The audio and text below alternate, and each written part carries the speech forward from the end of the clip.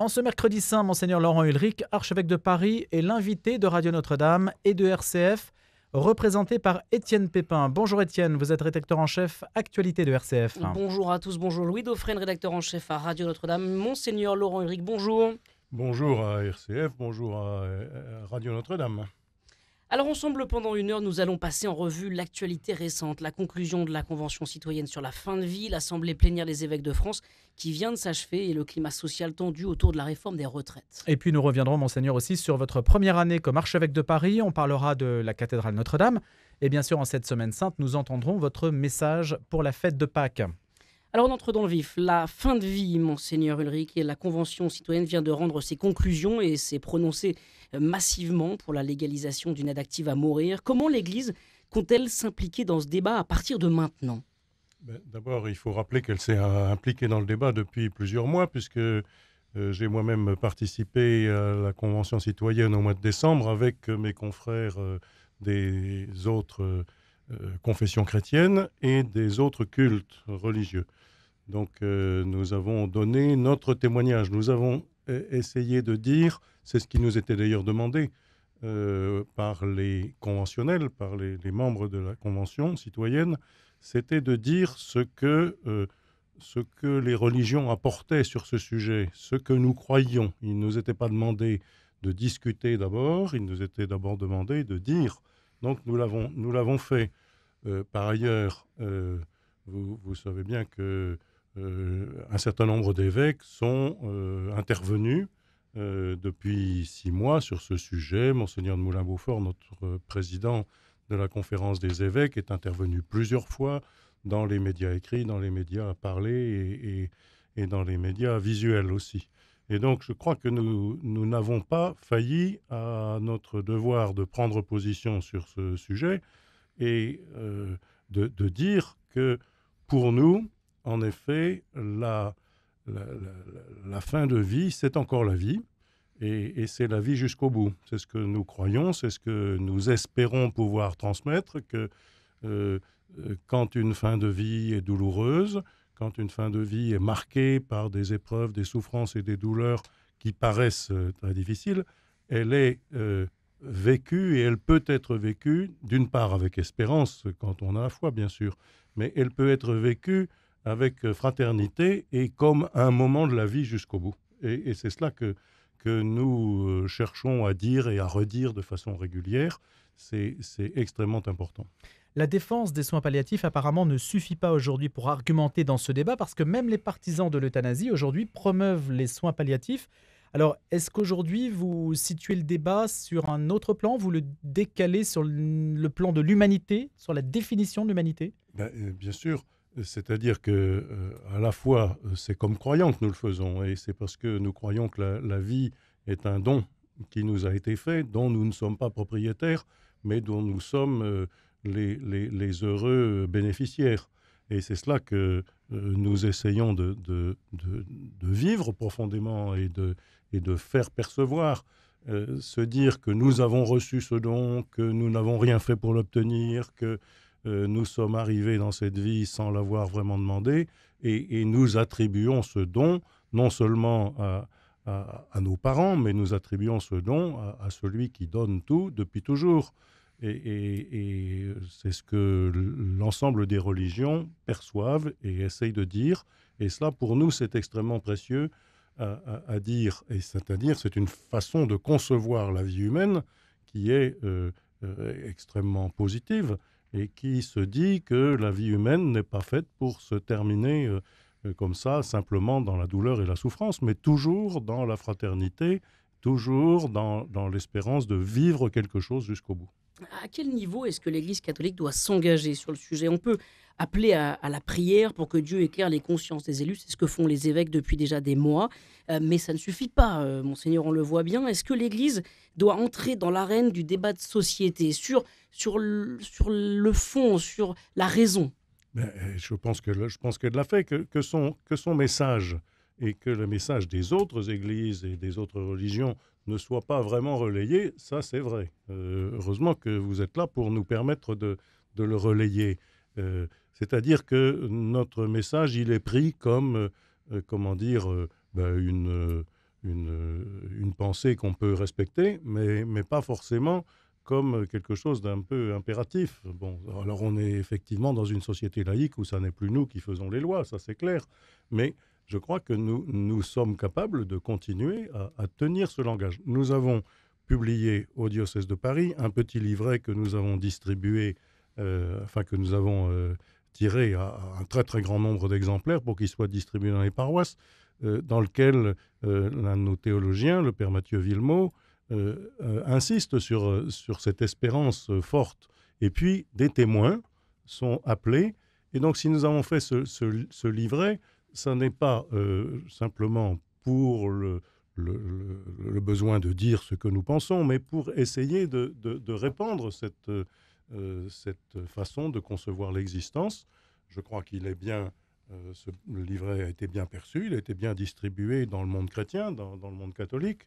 Et j'espère que les témoignages et la réflexion qui sont apportés dans ce petit livret qui s'intitule « Vivant » du diocèse de Paris, j'espère que ça peut porter, c'est-à-dire que ça aide des gens à dire ce qu'ils ont au fond du cœur. Est-ce qu'il y a un enjeu de fraternité? On dit souvent que la fraternité, c'est le parent pauvre de la République. Est-ce que là-dessus, l'Église catholique a quelque chose à apporter à notre République laïque? Oui, mais nous l'avons, je crois, dit.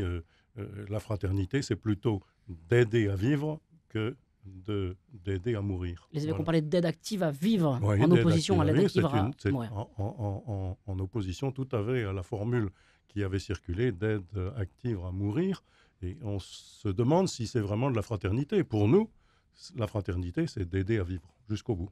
Quand une personne vous dit « oui, mais c'est ma liberté absolue de pouvoir décider de la fin de mon existence » et quand les soins palliatifs n'empêchent pas la douleur pour certaines maladies, qu'est-ce qu'on fait des personnes qui veulent quand même mourir et qui voudront pouvoir exercer cette liberté? Qu'est-ce que vous leur dites?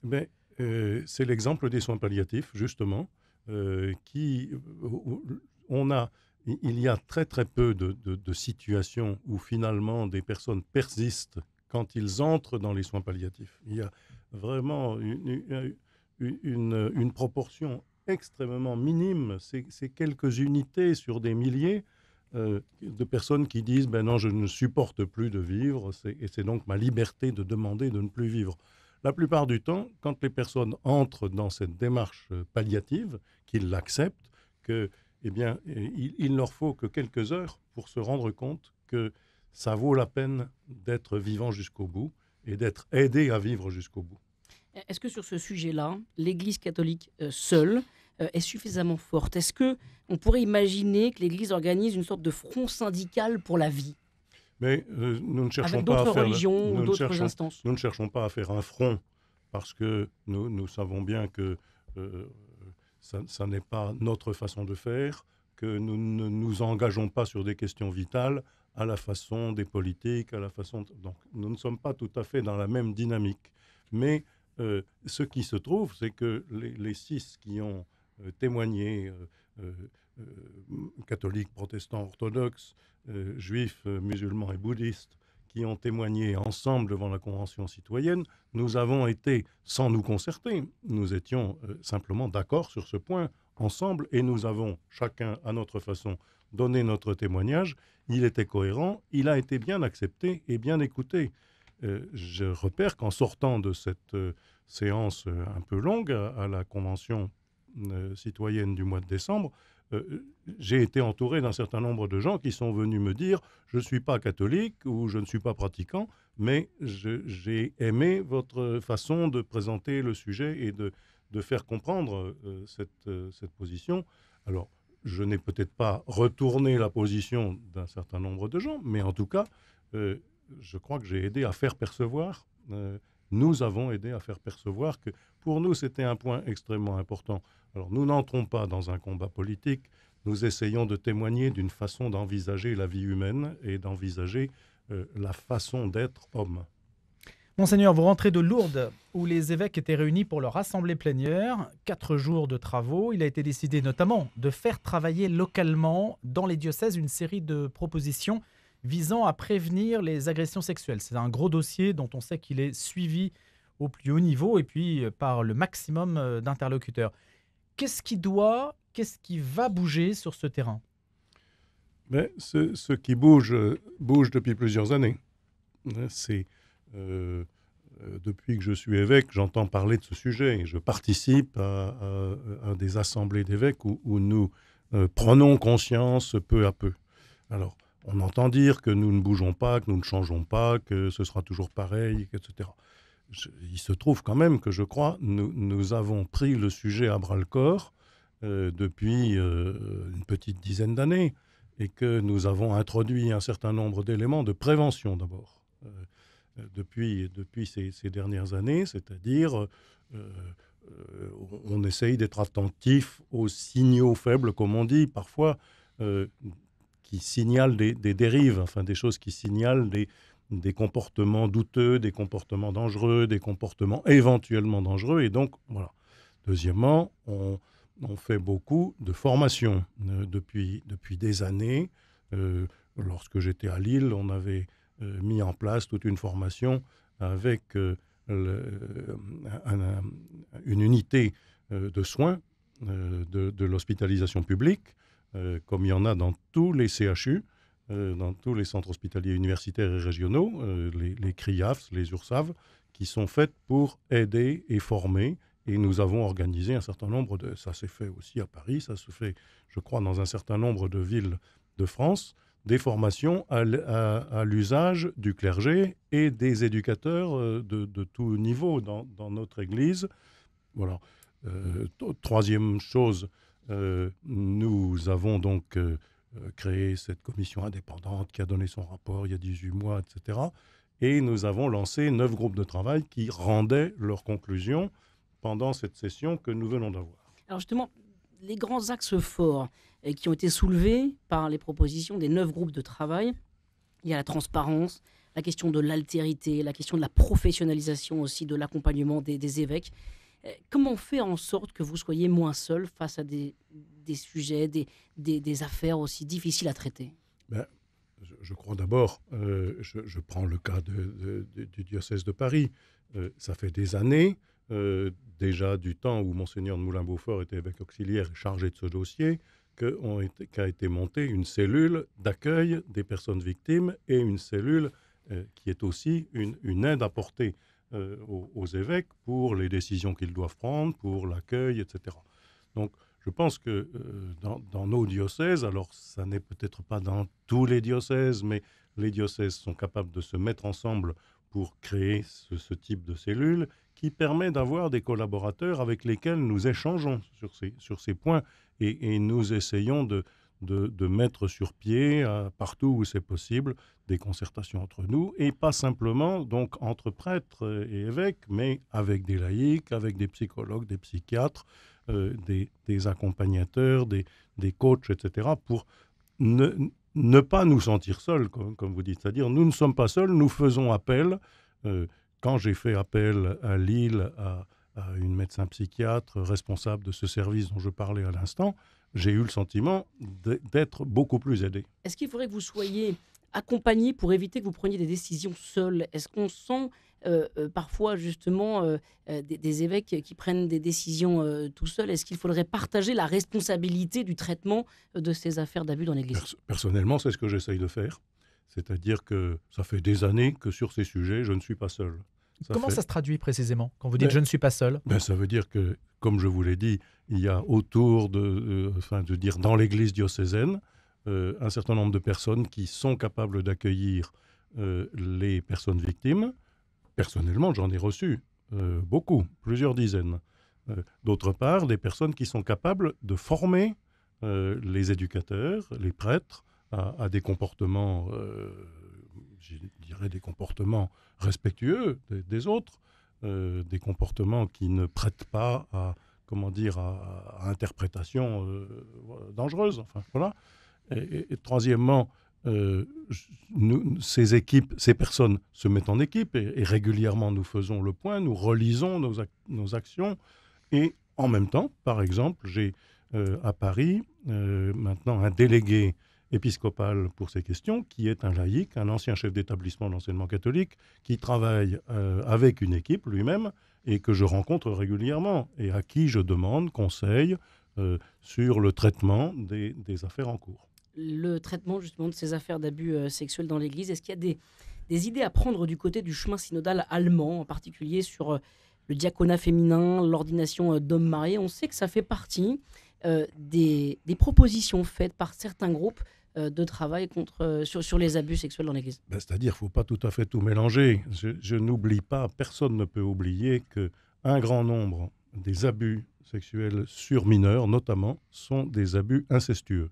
Et donc, ce sont des abus qui ne sont pas dus au fait du célibat, qui ne sont pas dus au fait du mariage ou pas, enfin, qui sont dus simplement à des dérèglements et des insuffisances d'accompagnement, etc. Mais ça n'est pas ni le célibat, ni le fait que les femmes ne peuvent pas être diacres qui est la réponse à la solution, qui est la réponse à la question. C'est évident que le fait qu'il y ait 160 000 jeunes qui, chaque année, ainsi que l'a dit la commission indépendante, la Civis, non pas celle de l'Église, mais celle de l'État, 160 000 jeunes chaque année sont victimes d'inceste, dit quelque chose de beaucoup plus grave que ce que nous pouvons penser.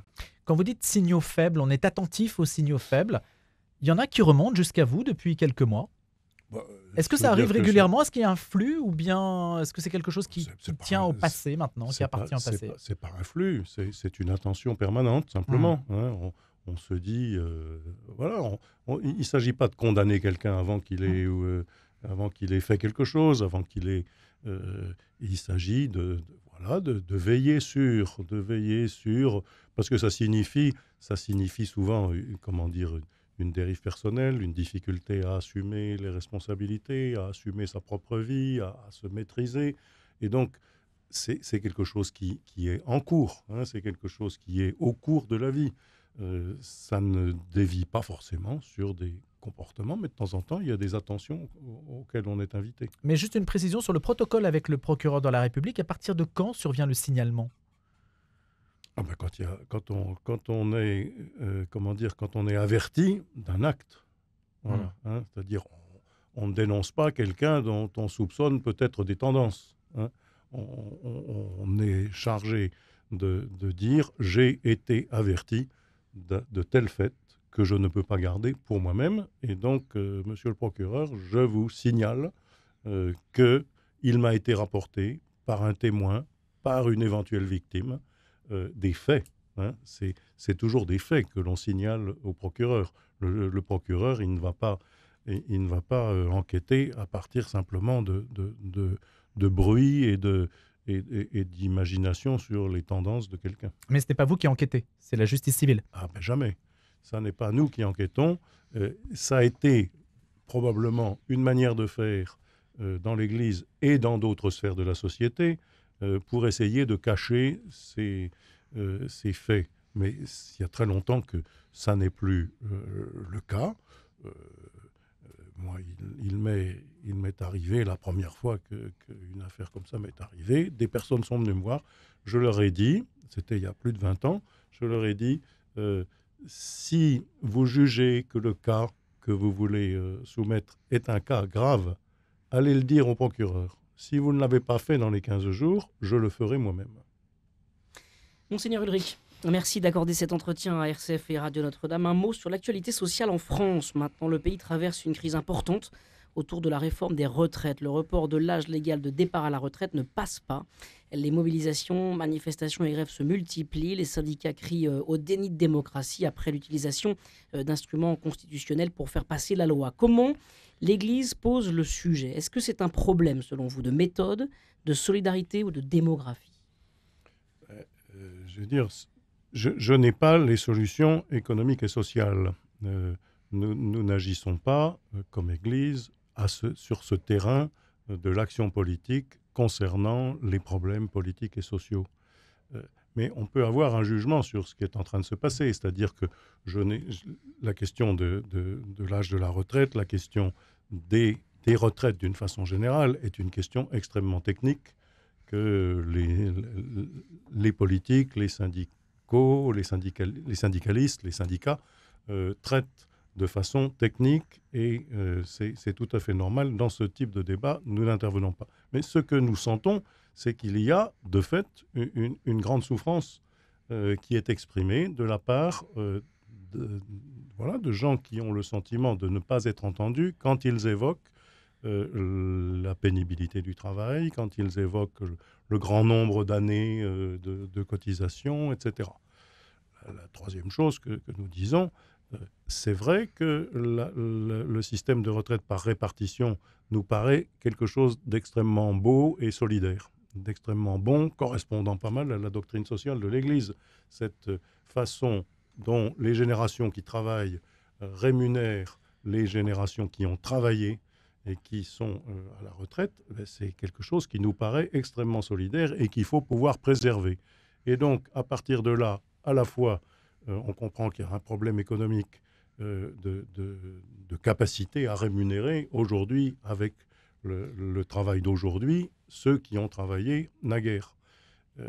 On comprend qu'il y a un problème et qu'il faut rééquilibrer les choses régulièrement en fonction de la démographie notamment. Et le problème démographique est un réel problème qui fait qu'il y a moins de gens pour payer davantage de gens qui sont à la retraite et pour lesquels la retraite dure plus longtemps, puisque l'augmentation du niveau de vie depuis 40 ans, l'augmentation de la durée de vie, de l'espérance de vie depuis 40 ans a tellement été forte. Voilà.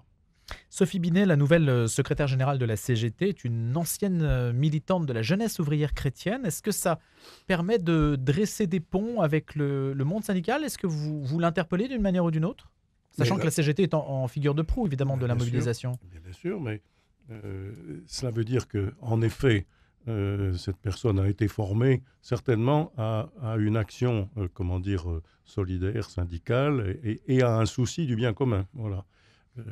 Alors, bien sûr, l'action politique, l'action syndicale s'est déroulée autrement dans sa vie. Enfin, elle a ensuite pris des chemins qui sont des chemins personnels, et elle a imaginé que dans ce syndicat, elle pouvait mettre en œuvre un certain nombre de choses qui lui étaient chères, mais qu'elle ait été mise en route par sa participation à un mouvement d'action catholique qui lui a fait porter le souci des autres, c'est quelque chose.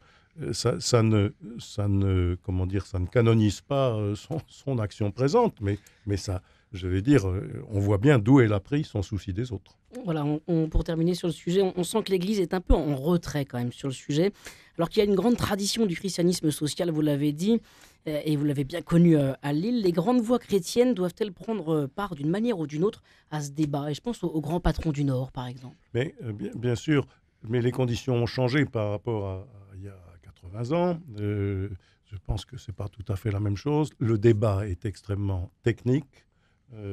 Et il n'est pas de notre compétence d'y entrer au-delà de ces principes de solidarité et du désir, de laisser les responsabilités à ceux qui les exercent, c'est-à-dire à la fois un gouvernement, des patrons chrétiens, des patrons de toutes sortes, et des syndicalistes. Voilà, il y a des partenaires sociaux, ils existent, ils ont été mis en place à la suite, notamment de cette doctrine sociale de l'Église il y a 80 ans. C'est-à-dire à la fois le patronat, l'État et le monde salarié se sont organisés les uns et les autres pour pouvoir affronter ces questions. Pour nous, nous disons ces principes de solidarité, de fraternité, d'attention à la justice sociale, et nous apprécions sur la question des retraites le fait de la retraite par répartition qui permet certainement à chacun quelque chose de plus juste. Voilà. Aujourd'hui, mercredi saint, sur RCF et Radio Notre-Dame, entretien exceptionnel avec Monseigneur Laurent Ulrich, l'archevêque de Paris. Louis Dauphren, nous poursuivons avec le premier anniversaire de l'épiscopat de Monseigneur Ulrich à Paris. Monseigneur, vous avez reçu votre mission des mains du Saint-Père, le pape François. Alors, avant de parler du diocèse en tant que tel, du diocèse de Paris, un mot peut-être sur le pape. Vous avez des nouvelles? Comment va-t-il? Apparemment mieux. Est-ce que vous vous tenez au courant? Est-ce que vous êtes tenu au courant? Si j'ose dire, permettez, j'ai les nouvelles que vous nous transmettez. J'ai les nouvelles que les médias nous transmettent. Je n'en ai pas d'autres. C'est pas parce que je suis archevêque de Paris que j'en sais plus que d'autres. Je ne suis pas médecin et voilà. Je suis heureux de savoir que le pape est sorti de l'hôpital. suis heureux de savoir qu'il a pu célébrer la messe des rameaux hier, au début de la semaine, pardon. Et, euh, et donc, j'imagine qu'il va célébrer les offices de la Semaine Sainte, la messe chrismale pour le diocèse de Rome et les autres offices du jeudi saint, du vendredi saint. Donc, je pense que tout ça est bien et beau pour lui, et bon pour l'Église. Et je crois que c'est l'occasion de dire que nous prions pour lui. Il nous le demande toujours, à chaque fois que nous le voyons, en disant « Ce que j'ai à faire est difficile, priez pour moi ». Et je crois qu'il est bien soutenu par les catholiques, et probablement bien au-delà des catholiques. J'étais en Irak il y a quelques semaines, et j'avais noté que le voyage du pape en Irak, il y a tout juste 2 ans, au mois de mars 2021, a été apprécié non seulement des catholiques, mais aussi des musulmans. Ils se sont dit qu'une personnalité de son niveau, une personnalité religieuse non musulmane vienne nous voir dans un pays essentiellement musulman, nous prenons cela pour une belle et bonne nouvelle. Et donc, je pense qu'il y a des gens de toute religion qui prient aussi pour le pape. Est-ce que le pape François se tient informé de l'actualité du diocèse de Paris? Quel lien vous avez avec le Vatican, avec la secrétaire d'État, pour informer le Vatican de ce qui se passe ici dans votre diocèse, le diocèse de Paris? Je suis personnellement allé voir le pape à la fin de l'été. Je lui avais demandé rendez-vous. Il m'a accordé une audience que j'ai beaucoup appréciée. Nous avons parlé des choses et d'autres de la vie du diocèse de Paris, sans que j'aie à me souvenir particulièrement. Il y a plus de 6 mois de cela. Voilà. Je pense qu'il est bien au courant des choses, mais forcément, il ne peut pas le savoir tout dans le détail, c'est clair. Hein. Mais il connaît et il sait. Je sais qu'au fur et à mesure, quand les gens se présentent à lui, il dit « Ah oui, très bien, vous, c'est ceci, etc. » En quelle langue ça se passe, l'entretien? Moi, je comprends l'italien, donc je le laisse parler l'italien, mais j'ai peur de ne pas suffisamment bien le parler. Et donc, il m'a dit simplement, si vous parlez le français assez lentement, je le comprends. Donc, nous sommes symétriques. Nous pouvons parler chacun notre langue et être compris l'un de l'autre. Quelle était votre priorité, Monseigneur, quand vous êtes arrivé? C'était le 26 avril 2022, quasiment il y a 1 an. Oui, c'était le 26 avril, le jour de la nomination. Je suis arrivé là le 23 mai. Voilà, un petit peu plus tard. Donc ça fait un petit peu moins d'1 an. Est-ce que vous estimez avoir tenu la feuille de route que vous vous étiez fixée pour cette première année? C'est-à-dire, la feuille de route, elle s'imposait à moi. Il y avait Notre-Dame. Ça, c'était la première réalité. On en parlera certainement. Et la deuxième, c'était apprendre à connaître un diocèse qui a été tourmenté, qui a vécu, comme tous les autres diocèses, des difficultés de vie liées aux événements généraux du monde et de l'Église. Et le Covid et le départ de mon prédécesseur, toutes ces choses ont été des événements douloureux pour ce diocèse. Et donc, apprendre à le connaître, lui dire dès le début que j'aimais être là et que j'aime être là, et c'est vrai, et que je rends grâce non pas de la lourdeur de la tâche, mais de la tâche qui m'est assignée, parce que je crois que c'est une belle tâche qui m'a été confiée. Donc apprendre à connaître le diocèse, apprendre à connaître les personnes. Et bon, je n'ai pas évidemment encore une vue de tous, hein. J'ai reçu des prêtres par petits groupes d'une dizaine, en général à des petits déjeuners chez moi, à l'archevêché, ou bien en allant les visiter dans leur doyenné. Voilà. Alors, je ne sais pas combien j'en ai vu, mais je sais que quand j'ai signalé cette idée de recevoir à des petits déjeuners, dans les 5 jours, m'a-t-on dit, il y en avait 250 qui s'étaient inscrits. Bon, donc, il y avait une vraie attente, et je pense que cette attente est globalement comblée.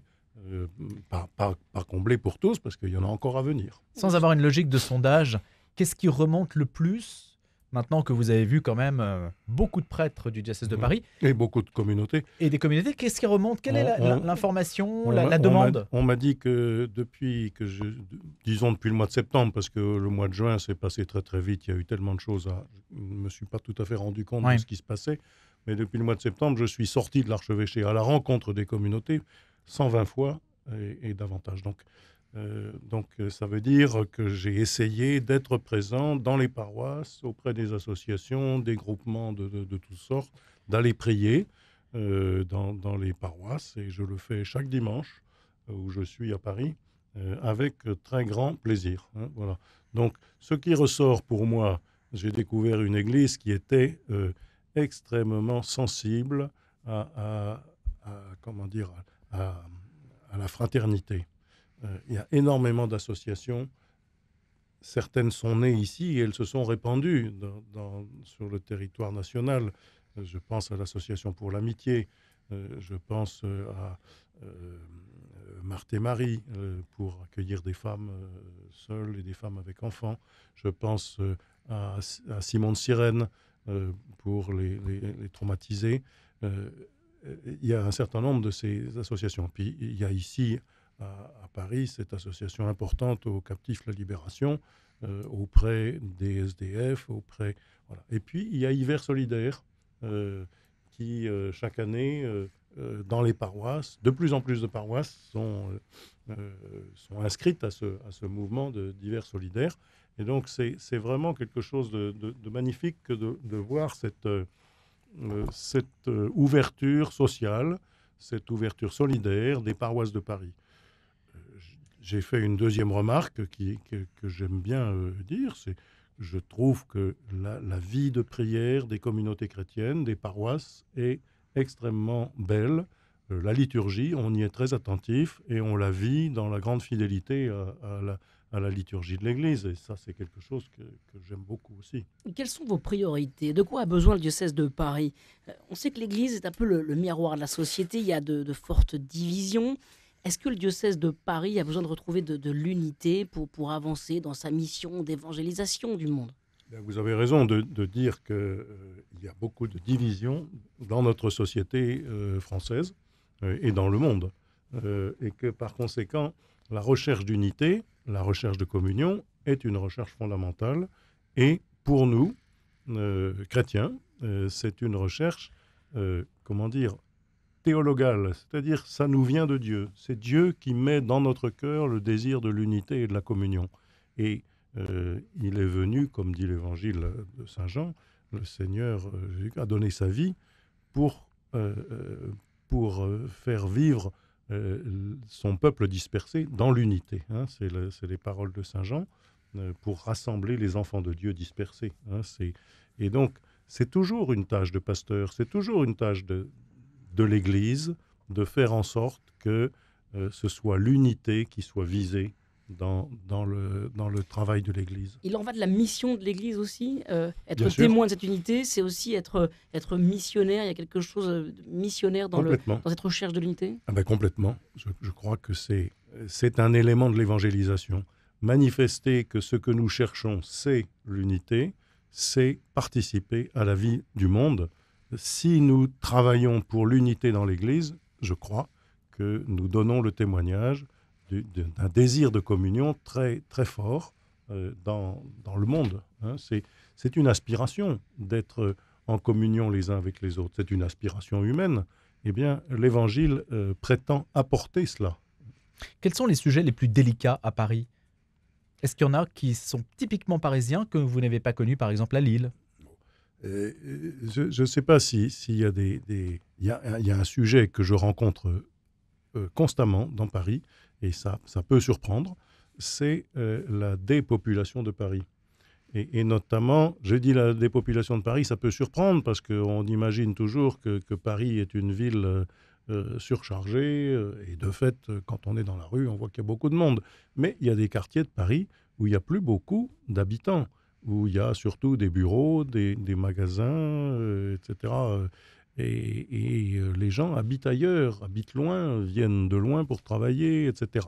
Alors, ce n'est pas partout. Il y a encore des quartiers extrêmement mélangés, des quartiers où certainement le prix de l'immobilier est un prix abordable, de sorte que peuvent y vivre des gens plus modestes et des gens de classe moyenne, mais ça n'est pas le cas partout. Et notamment, on s'aperçoit que des jeunes, des étudiants peuvent vivre à Paris dans des conditions d'aide que l'on connaît, heureusement, Et quand ils sont jeunes professionnels, encore pendant quelques années, célibataires, ils peuvent vivre à Paris. Mais dès qu'ils fondent une famille, qu'ils ont des enfants, eh bien, les prix sont tels qu'ils ne peuvent pas y rester. Et il y a un certain nombre de paroisses de Paris qui se rendent compte qu'il leur manque une tranche d'âge.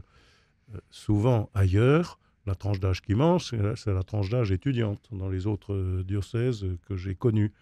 On se dit, après 16-17 ans, les 18 ans, les étudiants sont partis ailleurs, dans les grandes villes. Voilà. Alors, ils sont ici à Paris. C'est plutôt la catégorie des trentenaires qui manque parce qu'ils s'installent en famille et voilà, ils ne peuvent plus vivre ici, ça coûte trop cher. Allez, Monseigneur Ulrich, on va faire un détour par Notre-Dame de Paris. Le chantier de restauration avance bien. On va bientôt voir réapparaître la flèche dans le ciel de Paris. Ce n'est pas anodin de voir s'élever la flèche d'une cathédrale dans le ciel de la capitale d'un pays qui revendique sa laïcité. Alors, comment la restauration s'organise ? Comment, dans la restauration, s'organise la dimension évangélique de la cathédrale ? C'est un point fondamental pour moi, ça. Quand je suis arrivé, j'entendais dire... il paraît que Notre-Dame va devenir un musée. Voilà. Il paraît que Notre-Dame va être désacralisée. On disait ça. Et je le lis encore dans des tracts qui circulent, qui disent qu'ils sont horrifiés de l'avenir de Notre-Dame, que ça va se passer très très mal, que c'est affreux, et qu'on est en train d'abandonner Notre-Dame, d'une part aux mécréants qui veulent simplement la transformer en musée, et d'autre part à des artistes douteux. Voilà. Mais tout ça est archi faux. Depuis le début, quand je suis arrivé, j'ai pris le soin de dire « il est clair que Notre-Dame est d'abord une église dans laquelle nous attendons de pouvoir célébrer de nouveau le culte catholique, c'est-à-dire l'espérance offerte par le don du Christ sur la croix. » Est-ce que vous y célébrez la messe régulièrement, de manière Célébrer la privée ? messe, non. Mais demain, jeudi saint, j'irai célébrer avec un petit groupe l'office de l'Aude. Alors, évidemment, je ne pourrai pas emmener une grande cohorte de gens. Et donc, mais comme je l'ai fait en arrivant le 23 mai 2022, j'ai dit que je voulais commencer la prière, et c'était la prière de Vêpres, à Notre-Dame. Et donc, sur le parvis de Notre-Dame, avec une foule, puis avec je ne sais plus combien, 4 ou 5 personnes, à l'intérieur de Notre-Dame, pour une prière silencieuse de quelques minutes, je suis entré. Voilà. Là, avant de célébrer les grands offices de la Semaine Sainte, jeudi saint, vendredi saint, samedi saint, dimanche de Pâques, du Triduum pascal, je vais aller célébrer les laudes avec un petit groupe d'une dizaine de personnes jeudi matin. Voilà. Donc ça, je tiens à le faire. Je l'ai fait au moment de Noël. Je l'ai fait plusieurs fois avec ceux qui allaient être ordonnés. Donc les futurs prêtres, les futurs diacres ont été invités avec moi à venir dans Notre-Dame pour prier la veille de leur ordination, par exemple. Alors ça, c'est un message à destination des catholiques et aussi à l'endroit des pouvoirs publics pour rappeler que Notre-Dame, c'est un lieu chrétien, catholique, dans lequel justement il y a une vie de foi qui transcende un petit peu le lieu. Peut-être au risque de surprendre, je n'ai pas tellement besoin de le rappeler aux autorités publiques, qui le savent très bien et qui ne manquent pas une occasion de me dire « mais Monseigneur, c'est chez vous, enfin, c'est vous qui décidez. Nous sommes les propriétaires, nous représentons le propriétaire. » L'établissement public qui a été créé par la loi du 19 juillet 2019 pour subvenir à toutes les nécessités auxquelles doit subvenir le propriétaire, c'est-à-dire la nation française. Donc l'établissement public a été fait pour que tout puisse être fait de sorte que soit tenu le calendrier que le président de la République a. Voilà. Mais interrogez le général Georges Lain, il vous dira « je fais tout pour que cette église puisse être rendue à l'archevêque de Paris avant la fin de 2024, conformément à l'engagement du président de la République. » Donc on est là dans une... Je n'ai pas de mal avec le ministère de la Culture, par exemple, pour dire que nous choisirons les éléments essentiels du mobilier liturgique. Ah justement, c'était ma question, parce que voilà. C'est l'affectataire, le mobilier liturgique. Oui, c'est l'affectataire. Alors, j'ai créé un comité artistique pour le choix des artistes. Ce comité artistique est tripartite. Il y a des représentants de l'établissement public, c'est-à-dire le général Georges Lain, M. Jost, qui sont le président et le directeur général de l'établissement public. Il y a des représentants du ministère de la Culture, le directeur général de l'architecture et du patrimoine, etc.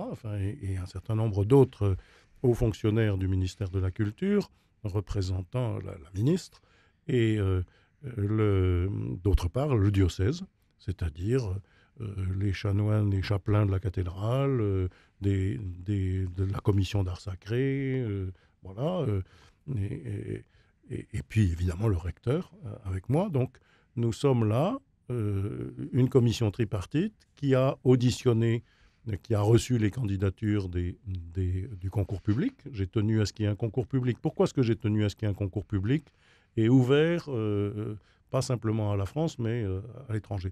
C'est que la réputation de Notre-Dame n'est plus à faire. C'est le monument le plus visité de Paris depuis toujours, depuis très longtemps. Plus que la Tour Eiffel. Donc, à égalité presque avec la basilique de Montmartre. Voilà. Donc, les deux monuments les plus visités de Paris, c'est la basilique de Montmartre et Notre-Dame de Paris. Voilà. Et donc, c'est très important. Donc, j'ai voulu que cette aura de la cathédrale, qui est une aura nationale et internationale, soit honorée dans ce concours des artistes. 70 se sont présentés. Nous en avons choisi 5. C'est-à-dire, ils se sont présentés devant le comité qui a étudié. Nous en avons, après, tout un travail de discernement, j'en ai choisi 5. Je leur ai donné 6 mois pour travailler. À la fin du mois de mai, ils doivent rendre, ils sont 5 à devoir rendre des épreuves et même des maquettes, etc. Et quel est l'esprit, justement, de ce que vous voulez faire à l'intérieur de Notre-Dame de Paris avec ces artistes? Je leur ai dit 3 choses à ces artistes. Je leur ai dit, il est nécessaire que ce que vous allez faire respecte l'histoire de ce lieu. L'histoire de ce lieu qui est un symbole majeur de la vie de notre Église et un symbole majeur de la vie de notre société française. Donc ça, c'est la première chose. 850 ans d'histoire.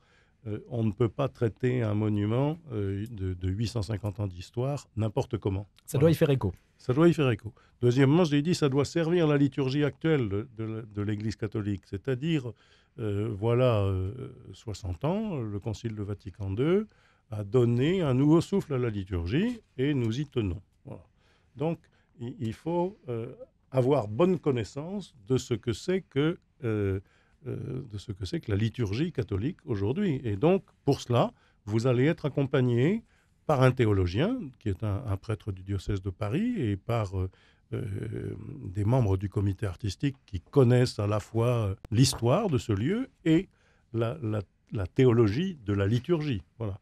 Et troisièmement, je leur ai dit, attention, ce que vous faites ne doit pas être simplement un effet de mode qui convienne à 2023. Il faut que vous pensiez que ces éléments de mobilier liturgique, l'autel, la cathèdre de l'évêque, l'ambon, d'où sont proclamées les lectures, le tabernacle, où est conservée l'Eucharistie, et le baptistère par lequel nous entrons dans l'Église, ces 5 éléments doivent être capables, dans la production que vous proposerez, de durer des siècles. Les éléments du mobilier liturgique ont duré des siècles dans cette église Notre-Dame. Eh bien, s'il n'y a pas d'accident nouveau, évidemment, ces éléments dureront des siècles. Il faut que vous pensiez que ça doit durer. Notre-Dame de Paris, les yeux des fans de sport seront rivés sur Notre-Dame de Paris pour les Jeux Olympiques de 2024 de Paris. Est-ce que c'est un événement pour le diocèse de Paris? Est-ce que vous allez vous impliquer, vous, Monseigneur Ulrich, avec le diocèse de Paris dans ces Jeux Olympiques? Oui, alors avec les diocèses voisins de la province de Paris, c'est-à-dire le diocèse de Saint-Denis, puisque le Stade de France est dans le diocèse de Saint-Denis, le diocèse de Versailles et le diocèse de Nanterre, où il y aura des compétitions, et d'autres diocèses en France, où il y aura des compétitions de ces Jeux Olympiques, sont sollicités de participer avec nous. Mais évidemment, c'est le diocèse de Paris qui va mettre la mise la plus forte en hommes, parce qu'il faudra accueillir 10 à 12 millions de personnes probablement pendant le temps des Jeux Olympiques et des Jeux Paralympiques de la fin du mois d'août. Les Jeux Olympiques, c'est fin juillet, début août. Les Jeux Paralympiques, c'est fin août, début septembre.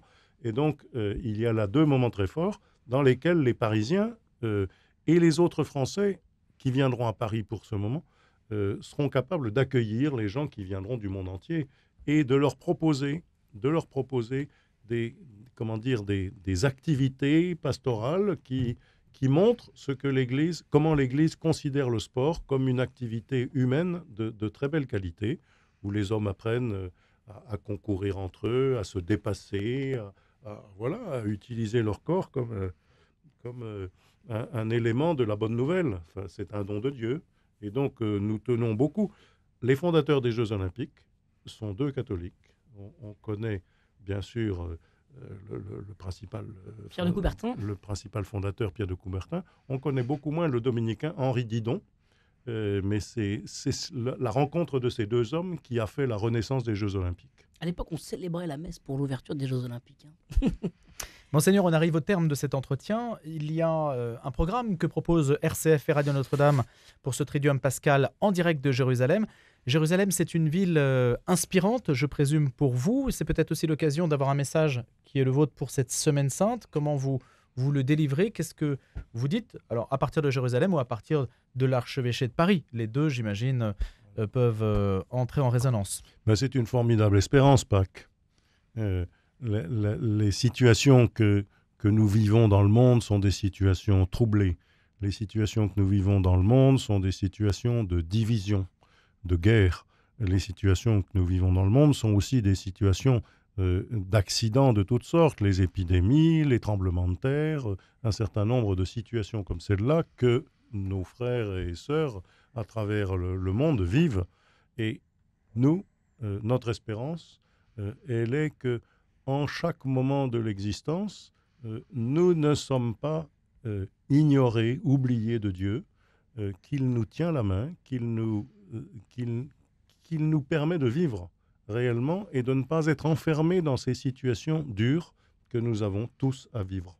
Et cela, nous ne nions pas la dureté des temps, mais nous disons, par la fraternité, par l'espérance qui nous vient de Dieu, nous sommes capables de mener la barque de l'humanité avec confiance. Nous ne voulons pas que les difficultés que nous vivons soient la fin, y compris ce qui concerne la fin de vie, par lequel nous commencions cette émission. La fraternité que nous sommes capables de faire vivre autour de nous, eh bien, cette fraternité-là, elle est un signe d'espérance. Et je pense que Pâques est pour nous un vrai acte d'espérance. Vous êtes optimiste ou est-ce que c'est la foi qui parle là, dans ce que vous venez de nous dire? Mais je n'en sais rien. C'est la foi, bien sûr. Mais la foi, c'est une réalité. C'est une manière de voir l'existence sous le regard de Dieu, avec une confiance absolue qui, par certains moments, peut s'accommoder de pessimisme, c'est-à-dire on peut se dire ça ne va pas bien, mais justement la foi nous donne le courage de vivre et la foi nous laisse dans une vraie confiance que la vie n'est pas perdue. Merci Monseigneur d'avoir répondu aux questions de Radio Notre-Dame et de RCF avec Étienne Pépin qui représentait donc RCF et d'avoir été avec nous pour cet entretien exceptionnel. Merci beaucoup Louis Dauphren, merci Monseigneur et à très bientôt. Merci à vous deux, merci aux auditeurs et bonne Pâques.